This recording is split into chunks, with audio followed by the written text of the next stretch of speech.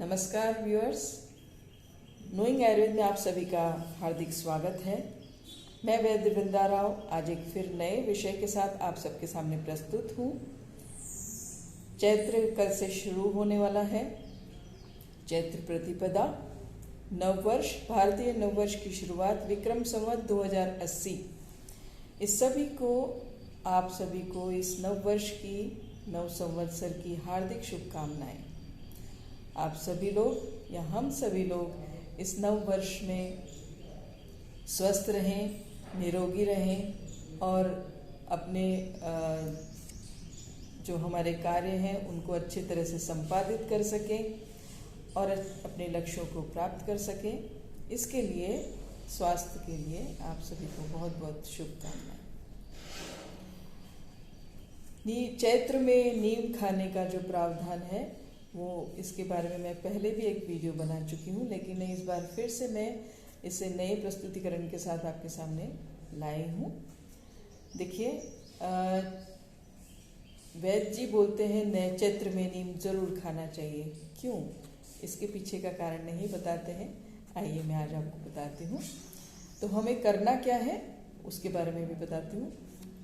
चैत्र में हमें, देखिए मैं आज आपके सामने कुछ नीम के पत्ते, नीम के लेके प्रस्तुत हूँ।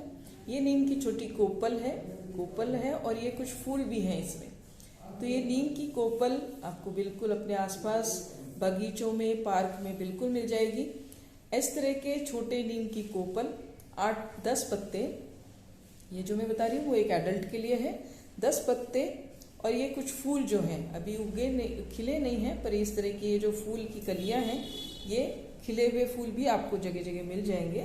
इसकी भी एक मुट्ठी भर के इस तरह के पत्ते और 10 ये छोटी छोटी जो पत्ते हैं, ये ब्राउन कलर के कोपल, नए पत्ते, इनको आपको 10 एक पत्ते और ये इस तरह के जो फूल हैं वो एक मुट्ठी ये लेना है। इनको धो लेना है और इसके ऊपर 2 काली मिर्च, 1/4 चम्मच अजवाइन और 2 से 3 पिंच सेंधा नमक, ये सब कुछ मिला करके, और हमें सुबह सुबह अपने नव वर्ष की शुरुआत इस नीम प्राशन से करनी है।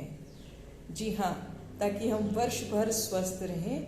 ये हमारे आयुर्वेद के आचार्यों की वैज्ञानिकता इसमें समझ में आती है। तो देखिए क्या है कि चूंकि भारतीय नववर्ष जो है वो वसंत ऋतु से शुरू होता है और वसंत ऋतु का जो एक माह है वो चैत्र मास है। तो चैत्र में की शुरुआत हम नीम के प्राशन से करनी है। सुबह खाली पेट इसको चबाना है और चबा के इसके ऊपर कुछ भी हमें आधा घंटे कोई भी तरह का इंटेक, न पानी पीना है और न कुछ खाद्य पदार्थ खाना है, चाय या मिश्री या कुछ, नथिंग। और इसके ऊपर इसे हमें अपने आधे घंटे के बाद, जो भी कुछ खाना पीना है वो आधे घंटे के बाद करना है। अब प्रश्न ये उठता है, आप सबके मन में ये उठ रहा होगा सवाल कि इससे फायदा क्या है, क्यों खाएं हम इसको, है ना? तो बिल्कुल इसके बारे में बताऊंगी मैं। इसको खाने से, देखिए वसंत ऋतु में हमारे अंदर कफ और पित्त, ये दोनों की, लेकिन कफ की प्राधान्यता रहती है। कफ की मात्रात्मक वृद्धि होती है, जिसके कारण हमारी जो जठराग्नि है या पाचकाग्नि है वो मंद हो जाती है। और मंद होने के कारण हमारा जो हम भोजन में अरुचि या उसको पचाने में हमें डिले होता है, ज़्यादा समय लगता है। तो इसलिए वसंत ऋतु में किस कफ की मात्रात्मक वृद्धि को रोकने के लिए या कम करने के लिए, कंट्रोल करने के लिए ये नीम और काली मिर्च, अजवाइन का जो ये कॉम्बिनेशन है वो खाया जाता है।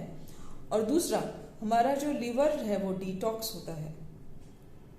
लीवर डिटॉक्स होने से लीवर का जो फंक्शन है वो एक्सेलरेट हो जाता है और लीवर बहुत अच्छे से अपनी पाचन और रक्त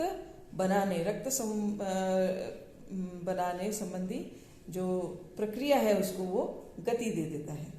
और इसके बाद में एक हमारी टोटालिटी में हमारी इम्यूनिटी बूस्ट होती है, रोग प्रतिरोधक क्षमता डेवलप होती है, जिससे कि हम किसी भी तरह से, न केवल इस पर्टिकुलर गर्मी के महीने में, पर रोग प्रतिरोधक क्षमता अगले 6 महीने के लिए हमारी बहुत अच्छी सुदृढ़ हो जाती है और जो वर्ष भर के लिए हमें मिलता है। नीम प्राशन के बारे में जो मैं विशेष रूप से बोलती हूँ कि दिस नीम प्राशन कितने दिन करना है उसके बारे में इसके बाद में बताऊंगी मैं।